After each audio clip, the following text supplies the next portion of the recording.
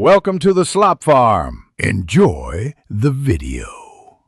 In this video, I will explain how to change oil in a Toyota 4Runner. First, gather your essential tools: a wrench, an oil filter wrench, and a drain pan.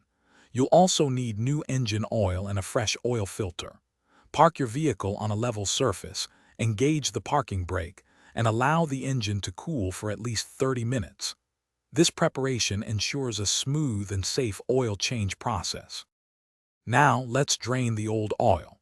Carefully locate the oil drain plug underneath your Toyota 4Runner's engine. Position a suitable drain pan directly beneath the plug to collect the used oil.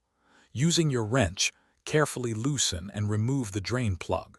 Allow all the old engine oil to completely drain into the pan. This usually takes about 10 to 15 minutes. Next, it's time to replace the filter and plug.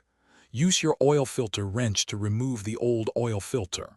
Before installing the new filter, apply a thin layer of fresh oil to its rubber gasket.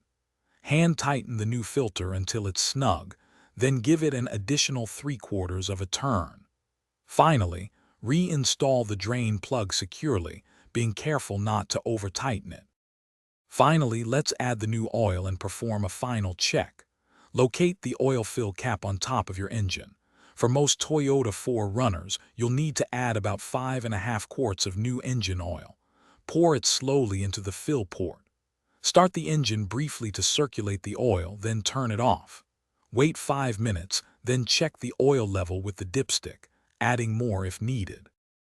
Thanks for watching. Consider subscribing if we helped you today.